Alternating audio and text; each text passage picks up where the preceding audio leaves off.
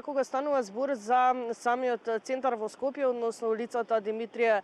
Чуповски, можам да кажам дека дефинитивно во овие рани утренски часови би можела да кажам дека на некој начин е рај за сите оние кои што би се упатиле кон оваа улица. Зошто го велам тоа? Бидејќи имаме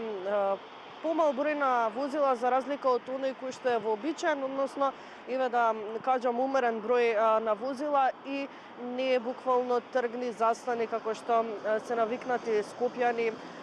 да функционираат низ самите улици во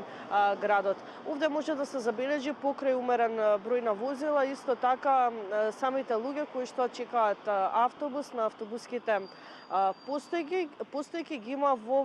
поголем број, односно прилично поголем број за разлика од останатите денови и верувам дека една од причините, односно секако дел од нив кои што го користат јавниот превоз е токму за да го избегнат метажот, односно со самото користење на јавниот превоз, можеби велосипед или пак одење пеш, секако придонесуваме да немаме градски метаж.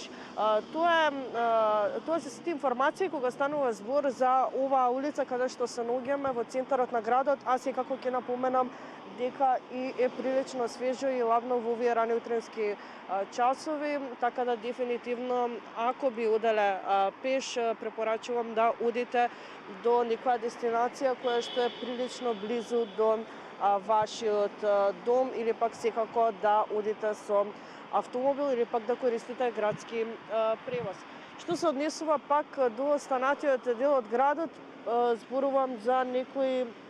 крстосници како што се малку подоле од тука, односно подолу од тука, односно кај собранието и Црвениот крст. Сликата е прилично иста како што е и сега, забележувам дека како што говорам токму за сообраќајот, толку се зголемува и бројот на самите возила, односно со секоја одмината минута. Умерен број на возила може да се забележат и на крстосницата кај соборниот храм и кај владата, што се исто така во близина од тука. Може да се напомене и булеварот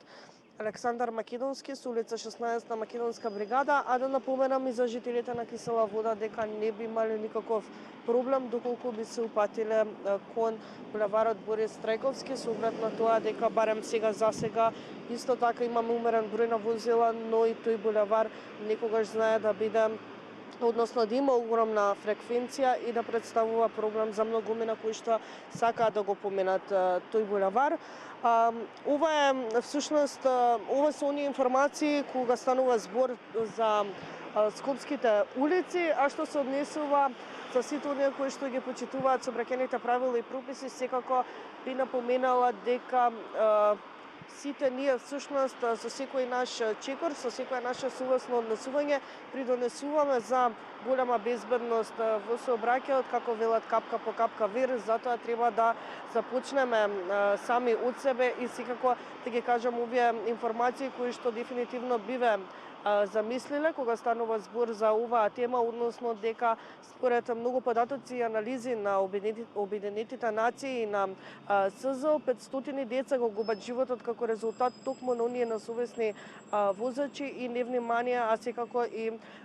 дел од нив се разбира на нивно невнимание, со оглед на тоа дека некогаш и пешаците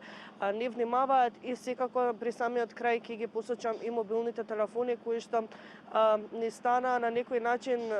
се на светот и дефинитивно не можеме да функционираме без нив, но верувам дека нема ништо лошо да се случи ако го оставиме нашиот мобилен телефон и не го користиме додека сме тие 15 до 20 минути во нашиот автомобил. Дефинитивно ќе апелирам да се сетите на овие зборови доколку ме слушате ова утро, а подоцна бидете учесник во сообраќајот и управувате со вашето возило или пак на некој било каков начин сте учесник во самиот сообраќај. Ова се сите најважни интересни информации кои што ќе ги споделам со вас ова утро, односно ги споделив при самиот крај.